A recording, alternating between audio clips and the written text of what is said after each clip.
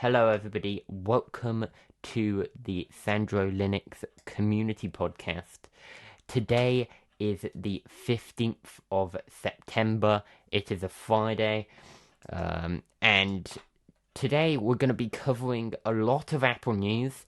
Some news to do with Microsoft adding text recognition to the snipping tool, and One UI 6 allowing you to pick what Android apps you want to update. So going into the first story, it is the iPhone section. So of course, Apple have had their September event only a few days ago. I think it was the 12th, and at that event, they announced a few different products, including the new iPhone 15. And the first story we're going to be covering is the iPhone 15 actually having a USB-C port, which is 100% standard, which is actually different to what rumors were saying previously, with some leakers saying that the USB-C port on the iPhone would have the Made for iPhone certification program, whereas in reality they actually launched it without a Made for iPhone certification program, so you don't have to pay a licensing fee to make cables or accessories for this new iPhone, and it can just use standard USB-C stuff. So yeah, it's interesting to see Apple do this, because when I think about the potential antitrust trouble they could be in, and big tech companies in general have recently been in more antitrust trouble. Maybe this is a way of Apple gesturing that, they actually do want to be fair and want to promote open standards instead of just contributing to their walled garden. Potentially even just in some sort of PR effort to make people maybe think, well, Apple are no longer doing that Made for iPhone thing, so I guess, that's good. And yeah. But yeah, what do you think, Pigus? Yeah, not much. It's great that they do follow the standards. Mm-hmm. But yeah, what are Yeah, your thoughts on whether it could just be Apple just trying to kind of potentially. yeah, I think they do maybe have some trick up their sleeve. Yeah, the thing is, I don't imagine a company like Apple that, of course, wants to make as much money as possible for Mm, their shareholders, just doing this just out of their own goodwill. Of course, they were forced to use a yeah. USB-C port by the EU, but going all the way, even when the regulations didn't really require them to, is, it makes me suspicious of what potentially Apple Mm, could be trying to do here, because it was rumored by a lot of people that they would have Made for iPhone certification program with USB-C, just like they had it with Lightning. However, apparently those rumors were not true, given Apple's recent announcements.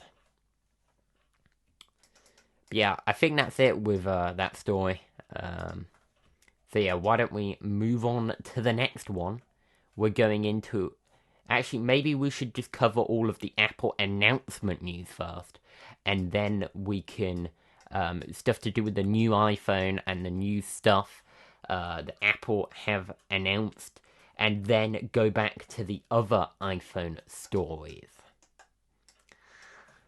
So iPhone, um, the iPhone 15 with eSIM only is exclusive right now to the US, because the rest of the world has actually got a iPhone with a SIM card tray.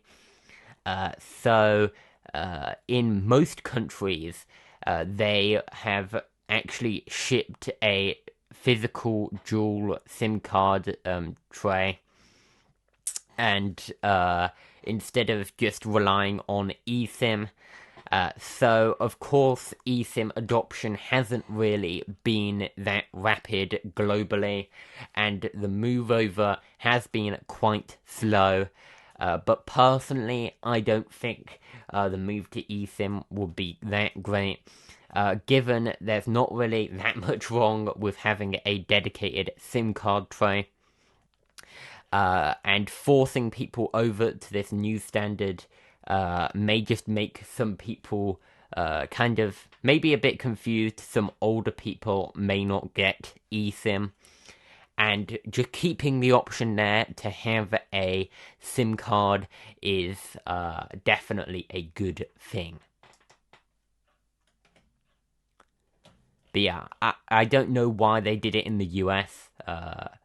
Pigus, do you have any idea about No. Okay, yeah. Yeah, I don't know why they've Yeah. decided to do this only in the US. Yeah. Yeah, it seems very, maybe it's because adoption of eSIM is a bit more there's a bit more adoption over there. But of course in Europe, I mean, I know in the UK eSIM has not really been adopted much, and yeah, overall, it's like people are still relying on the dedicated physical SIM cards, even if they have the option to have an eSIM. Yeah, what's it like in Sweden with that, Pigus? Is there that many carriers using eSIM technology, or are most Uh, people still using physical SIM cards? yeah, I guess What's most going on? people just use physical SIM cards. I don't really hear many people talk about the eSIMs. Yeah, and I have found that it's mainly higher end phones that have the Mm. eSIM. So a lot of people who just use mid-range or maybe low-end phones won't have that eSIM technology. Especially people who just aren't into technology, who don't buy just the latest phone. Um, and yeah, they won't have eSIM, so trying to move over to eSIM has been quite a slow process. But yeah, so moving on to the next story. Um, so, in fact, let me remove the Apple. I actually still had an Apple story from the previous podcast. So, let's just remove this section here. Not needed anymore. So, yeah. Why don't we cover the next story? So Apple have actually changed the material that they're using. Uh, Basically, they've substituted leather for fine woven material. So apparently, it is made of 68% post-consumer content, and is overall more environmentally friendly than the previous leather products. And I don't really know what 68% post consumer content actually means, but apparently they're substituting all of the leather on their wristbands and all of the other products they have leather on for this new fine woven material. Pigus, do you have any clue what the 60%, Um, 68% post consumer content means? No. Okay. Like, Just checking it's just not me here going like, what is 68% post-consumer content? it's just like, yeah, reused consumer stuff. Stuff like aluminum cans and newspaper Oh. that you place in your recycling bin for pickup. Oh, yeah, yeah, I don't so know. I guess it's like 68%. Couldn't they just say recycled materials from consumers or something? Anyway, I don't know. who knows? I'm not, I don't exactly know what that means, but I'm gonna move on to the next Yeah. story. Um, it's kind of an interesting one. I mean, recently there has been the news to do with France banning the iPhone 12 over radiation concerns, and Ooh. they've actually Apple have actually rolled out a software update to address these concerns, and basically they're basically trying to get past Apple's not Apple, France's ban of this old iPhone using a new software update. And previously, Apple has actually said that the French ban was unnecessary and it complied with radiation standards. And of course, the French regulator did say that it was within safe limits. However, it wasn't within the kind of acceptable limits that they set. So your iPhone 12 probably won't kill you, but but it might not be able to be sold in France unless this new update somehow rectifies things and they can continue selling this old iPhone in France.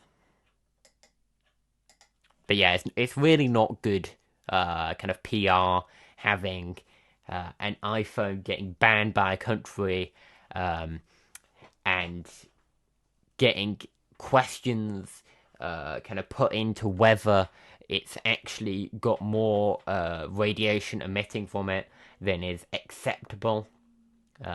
Yeah, it's just not good for Apple, I don't feel. So when did France then ban them? The It iPhone 12? it was a very recent ban. Like, if I look it up on, Um, oh no, Google's like, why are you using a VPN? So I'm going to change to DuckDuckGo here because this is a new browser profile. So, um, oops, that's not what I meant to look up. That's a future. That's a story. The next story. But yeah, so France iPhone ban. I reckon. I think I only heard about it this week, so I think it's like very recent. Um, yeah, that all the articles to do with it are from like 3 days ago. So so that's they've that's basically just been okay with it until just now. yeah, yeah. And then the Huh? regulator was, hang on, this is above the limits that we've set, and then they just said ban now. Anyway, Hmm? so yeah, so uh, that's interesting, I guess. But Belgium have actually been looking at this, and they've decided to review. The Belgian regulator have decided to review the iPhone 12's radiation risks, and Apple, of course, reject the findings to do with too much radiation and the radiation from the phone exceeding legal limits. However, the Belgian authorities are still looking into it, and their regulator is looking into whether they may impose restrictions on the iPhone 12 sale. So yeah. Oh yeah, already covered that story there. So I guess we're moving on to a bit of a different topic here. Well, it's still to do with iPhone. This is the last iPhone story, but it's a bit more to do with to do with the US government. So the US government have called the iPhone ban, the ban of iPhones in the Chinese state employment as an inappropriate retaliation. So China have banned the use of iPhones by government agencies, but the US government has pushed back on this and said that it's inappropriate. So I guess that's the story.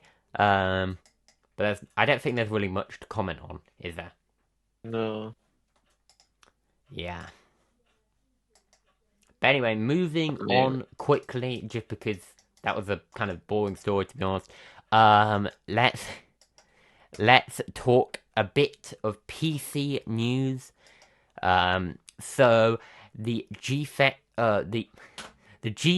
RTX 4070, the prices for the 4070 have fallen amid the new AMD Radeon GPU. So with the new 7800 XT being released, potentially the RTX 4070's price was dropped because of that. I mean, we can't be exactly sure, but they have dropped the price, so that's a good win for consumers.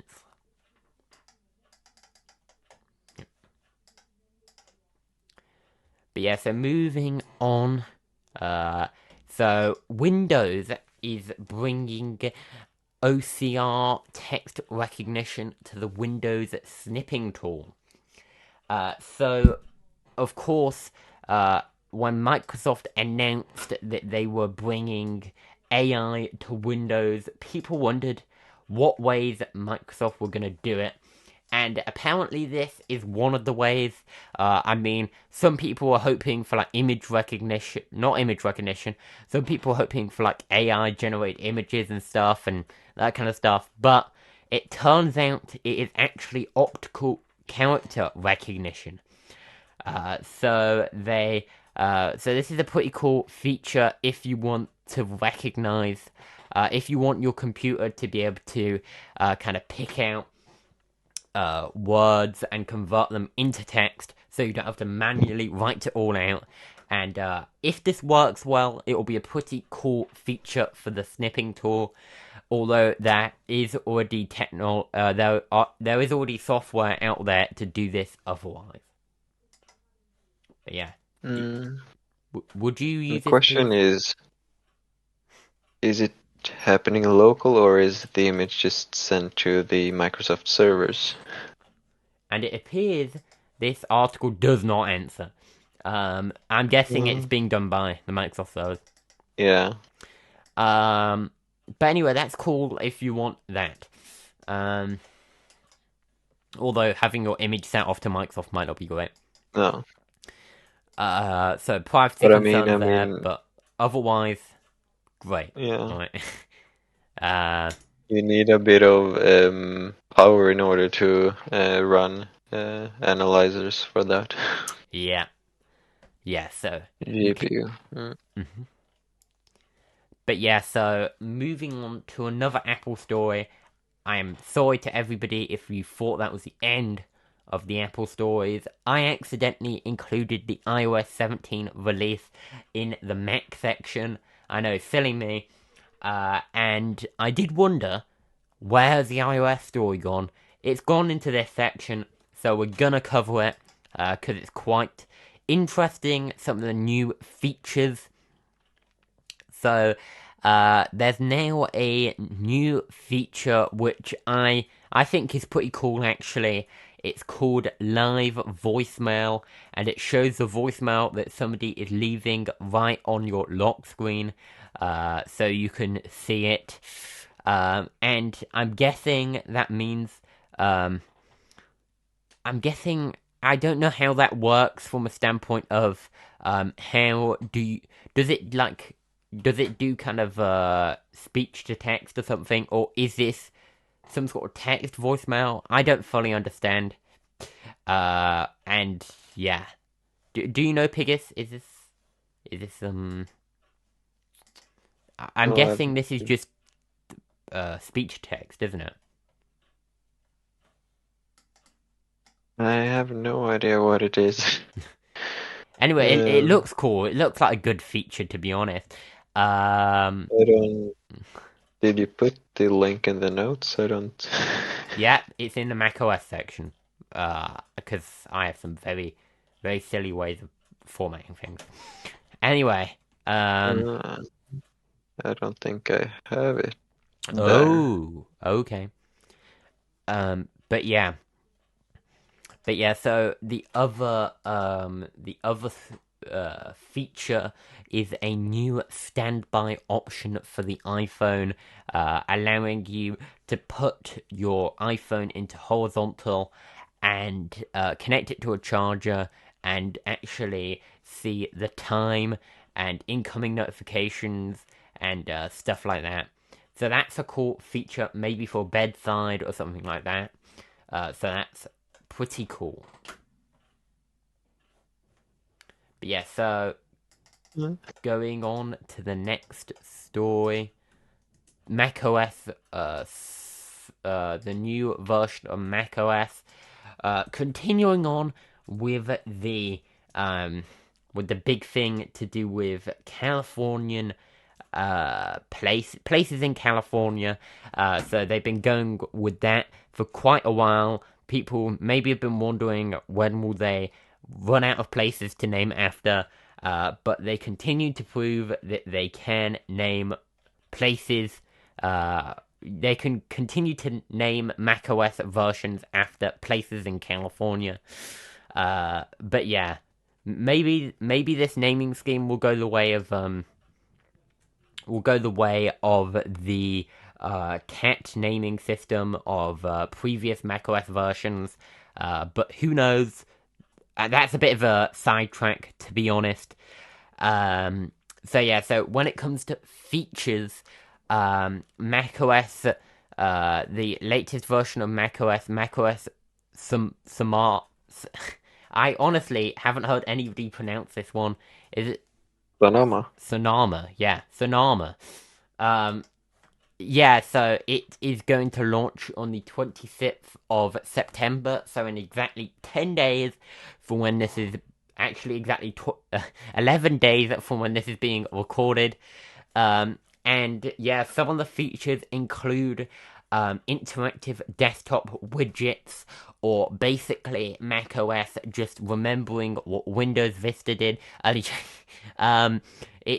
It does look a bit like Windows Vista, but it looks a lot better in the sense of it looks a lot more interactive, and you can have them all over your screen.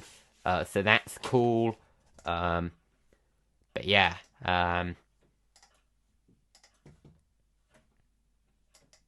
Yeah, so that's cool. But yeah, so other features include a Safari. Safari getting profiles, so you can now pick a profile, and you can use that to separate your different online activities. So that's a cool privacy feature that other browsers have already had, such as Firefox, Brave. But anyway, but a lot of browsers have had this feature, but now it's coming to Safari. So that's a bit of catching up that Apple have done. And there's also now a game mode on macOS. So if you want to be gaming on your macOS system, of course the best OS for gaming for some people, I guess. But yeah. So there's now a gaming mode. on macOS, so maybe there'll be a bit more of a focus on gaming. But of course, historically, macOS hasn't really been great for gaming. But who knows? Maybe that will change. The future is unwritten. But yeah. Let's move on to the next stories, unless, Piggus, you have any thoughts? No. Okay. Let's continue on to the one Linux distro release I wanted to cover this week. So that is LMDE 6 Faya being receiving a beta release. So this new version of Linux Mint has just been the beta for it has just been released. So it does bring some new features. I for some reason linked. Oh, here's the release notes. Should have linked those in the chat. So should have linked those in the notes, most likely. But oh well. Okay, so apparently they have fixed some known issues, including them now locking the root user by default. So you first need to give the root user a new password. So that's a good security measure. So that's cool. Yeah, do you see any other kind of features that you think are kind of interesting, Piggus? I mean, a lot of these on here, I kind of think are they're quite nominal updates, but they're helpful anyway. Yeah. Yeah, I don't have the link. Do you? I haven't. I thought I linked it. It linked something else, I think. Let me see. Oh, maybe there. It's in the Yeah, I found it. Yeah. Okay. I think. Yes, you did. Oh yeah, just hit the release notes for LMDE 6. It's in green somewhere. Anyway, I think that's it. Aside from some fixes to do with VirtualBox guest editions, I think that's it really with the updates. But yeah, so moving on to so I appear to have put one link with one thing, and then I don't know what I have done with this article, but I've got the article pulled up here. So it's the One UI 6 now gives you the option with this new update to actually choose what apps you want to update, what system apps you want to update when you update your Samsung phone. So I think that's a pretty cool option for consumer choice. Of course, it does mean that certain apps will be more up to date and certain apps might be less up to date. So it will be interesting to see how how Samsung deals with that. But I think giving users more control over their Android device is always a good move. Yeah. When will they not force you to sign in to Google when you open your phone the first time? Yeah, so once that happens, I'm gonna say how great Google are. That you no longer have to install. You no longer have to sign into Google just to get them to stop prompting you forever that you need to sign into Google. But anyway, Yeah. well, you can use the Google Play Store without a Google account. That'd be great. Anyway, moving on to the next story here. So Google has had to pay. So they've been forced to pay California. Actually, no, they haven't been forced to pay. They're settling the case with California over locations of users being tracked without their consent. So the settlement is $93 million. So of course, chump change for Google, I would think. but it's still, more significant than nothing, and it does show that regulators can crack down on these privacy invasions, and that, they can actually, sue companies that are actually abusing people's personal data and collecting data when they haven't given consent. So I think that's pretty good. Yeah, do you have any thoughts, Biggest? I mean, I know this is a bit of a kind of not really much money to make Google pay, but yeah, it's definitely more than some It's a settlements. start. It's a Um, start. but yes, why don't we move on to the gaming news? I think one of the new games which I was going to cover today, Pigis knows a bit more about than me, given, he kind of brought it to my attention. But first, I'll talk about Hades 2, bringing an early access release in spring 2024. So Hades 2, that's what I meant to say. Hades 2 will be releasing in early access on Steam and the Epic Games Store in Q2 of 2024, somewhere between April and June of next year, according to this article from Polygon. So this is a new version of the Hades game. So yeah, I actually do not know much about this game, and this article does not give much on it. I mean, do you know much about this, Biggest? No.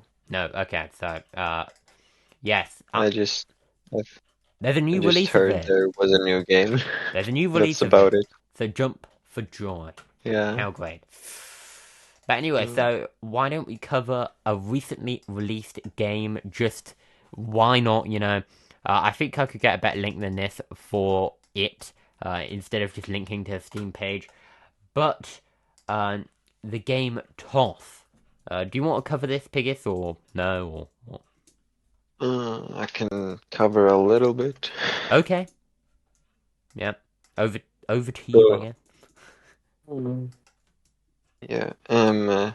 The idea behind the game initially was to find a new way to handle movement in VR. Mm-hmm. So instead of like teleporting like you typically do in VR games, they came up with this sort of dragging yourself mechanism. That's pretty And cool. yeah, and around that, just built this game. Oh, so So you kind it's of more drag like yourself, of course. more like a concept over it, Oh, what you cool. could do with it. Mm-hmm.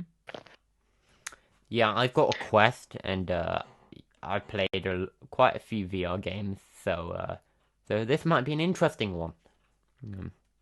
I mean, Yeah, what's the kind of things? Are you basically jumping around on like monkey bars or something? yeah. Mm-hmm. You're just dragging yourself and like across a void map, Oh, and yeah, yep. it's fun. Cool, cool. So that's the gaming section done. Now let's talk about the miscellaneous. News for this week. The kind of spontaneous. Who knows what this news will be? Actually, you can see because it's up on the screen. But yes, here is the first story. So, of course, very varied in the content this week. But Verizon is trying to entice people to their 5G home internet, with a new Apple Air, not Apple Air, Apple HomePod. So a free Apple HomePod for switching over And you could also pick a $200 Verizon gift card instead. But of course, the HomePod is worth $300, so the $200 gift card isn't as good of a deal. However, if you don't, if you're already a customer of Verizon, it's a bit like kind of, you can't really do much about that. But if you're a US internet user and you pay for home internet, maybe if you have been thinking about checking out Verizon's 5G home internet, maybe this is the time to go for it, just because they've got that cool incentive. Although I don't know if you'd really want one of these if you're not an Apple customer. But the $200 is also a decent deal. But yeah, I imagine it's quite a lot for 5G home internet. I don't know the exact pricing. Okay, so it's $35 to $45. I don't think that's so bad. $45 required for the free HomePod. I would say that's fairly high, but not too bad. Yeah. But yeah, I've not got the best grip on US internet prices, so take that with a pinch of salt. Yeah, I guess it's very different depending on the country. Yeah. I mean, I know the UK's internet kind of ISP landscape quite well, but I'm not so sure about America. So moving on to Yeah, the it's kind of scattered. yeah. So yeah, moving on to the next story. Um, it's to do with the Irish Data Protection Commission. So we've moved from the US here to Ireland when it comes to stories.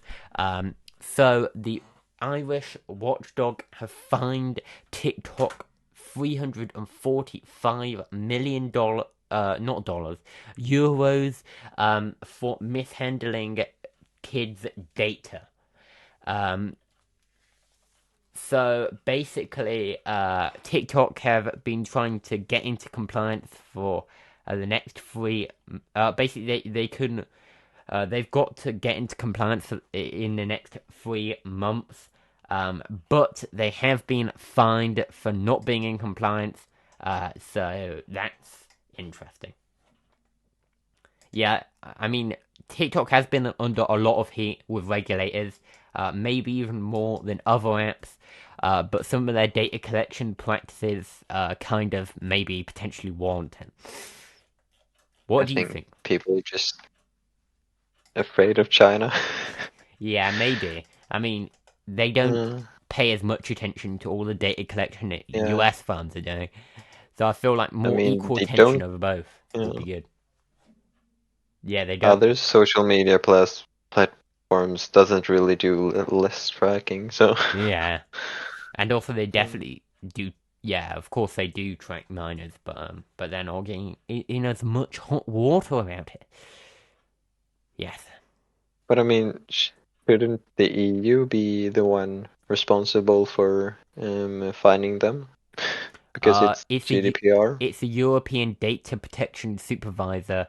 So apparently they stepped in, and basically they said that that TikTok broke the rules because it didn't properly take down accounts of under 13s.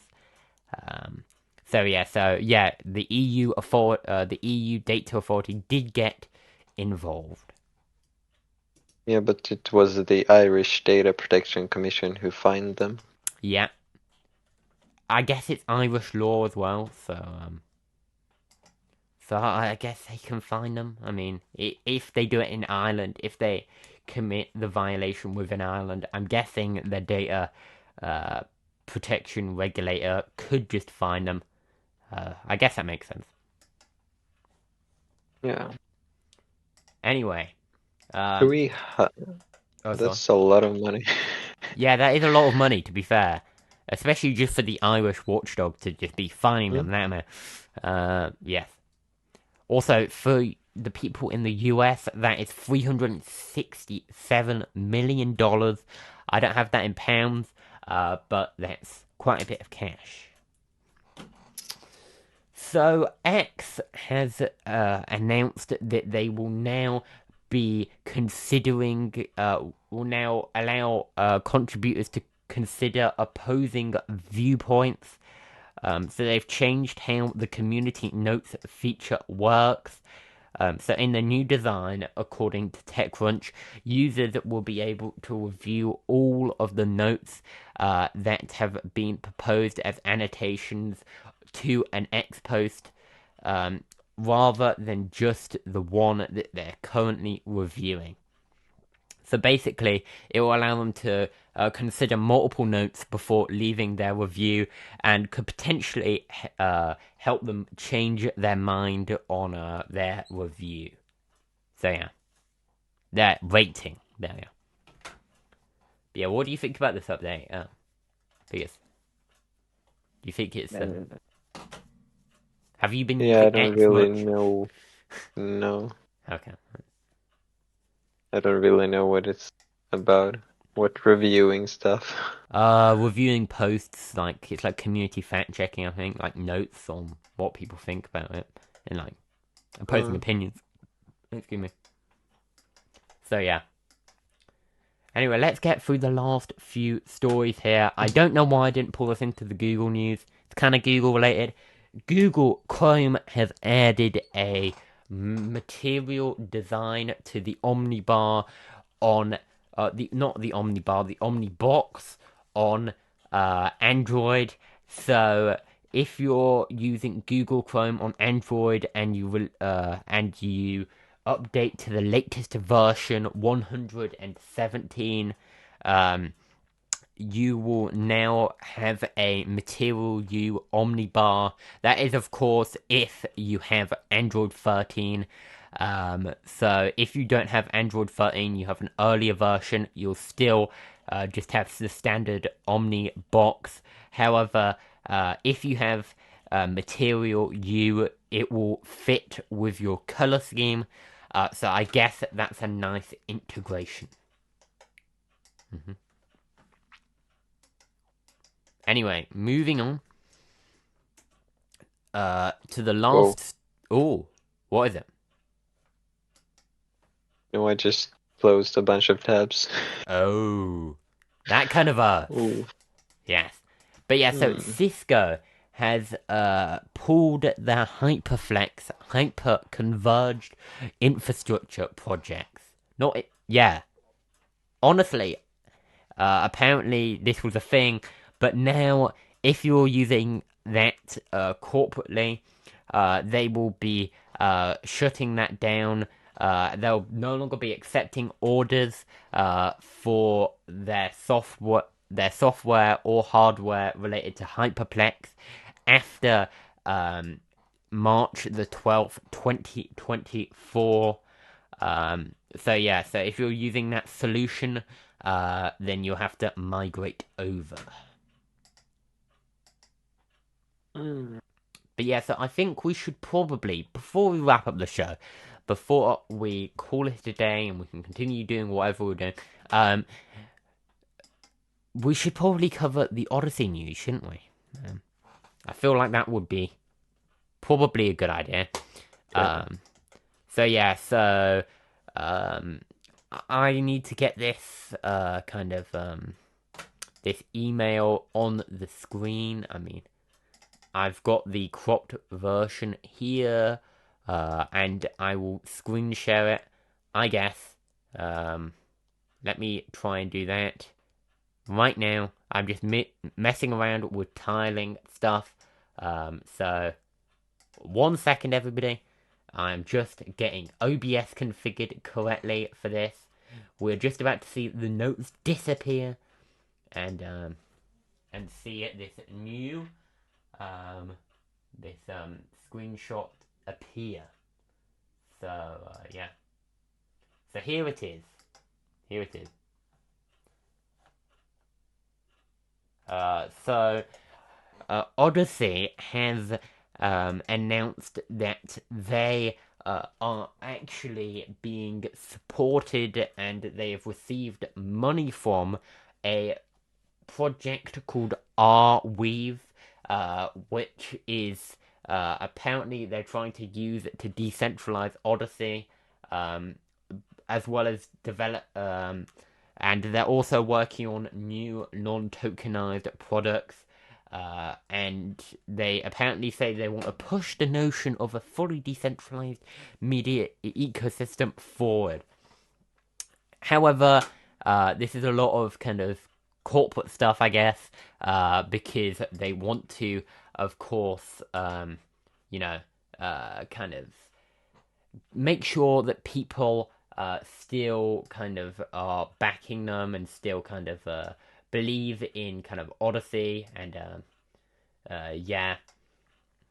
But you can interpret it however you want. I think it's them kind of moving a bit away from library, and I think it's probably just a reaction to the fact that library hasn't been doing that well, and that Library Inc. have, of course, folded, and things overall in the library sphere haven't been going too well. But yeah, what do you think, Pickers? Mm. Do you want to give any thoughts here, or do you pass on the giving thoughts about this specific topic? No, I mean, it's interesting because they posted this on the platform as well, Mm-hmm. but they were quick to just delete it. Yeah. So yeah, who knows if this is still correct information, to be honest. I think they got a bit of backlash about it. Mm-hmm. Yeah, I can see why. I mean, kind of getting propped up by another project that barely anybody's heard of might Yeah. not go too well for your thing. And yeah, it might not be great PR, but of course, Odysee does need cash to stay alive, I guess. So to be honest, I can see why they've done it. Yeah. And I guess also Arweave have something to say about it since they have been the one paying the bills, Yeah, I guess. but yeah. Of course, they want to promote their products. Hmm. But yeah, so I think it'll be interesting to see what direction Odyssey goes in at this point. I mean, if they can integrate this and this is actually like some sort of legit thing, then that would be cool. However, I do have a healthy dose of skepticism whenever it comes to Yeah. stuff like this and these projects. However, I'm willing to be proven wrong, and it'll be absolute. If it's really great or whatever, yeah, that'll be good. But who knows what will happen? So yeah. But yeah, so if this keeps Odyssey online, I guess it's a way of just Yeah. making ends meet, I guess. But yeah. Um, yeah. So why don't we just end the kind of stream now? Thank you guys for watching. Of course, you can head on over to the Discord server. Of course, that will be in the description. I'll add that afterwards when I release this as a video in video form. So, of course, the live stream doesn't currently have the link, but it is sandrolinux.com/Discord just to get the latest link to the Discord server. And, of course, you can come back the week after next to see the podcast. So it happens every week, apart from weeks where I can't do it. And it happens at 7 p.m. BST. So that's whatever time in your time zone. But yeah, you can look up a conversion for that. Anyway, would you like to sign off, Piggis, or is that Yeah. thing we're gonna be doing here? Just yeah, Anything you want to you can plug? do it. No. Okay. So, uh, like, subscribe, and share. Okay. Yeah. So apart from that, see you guys next time. Goodbye.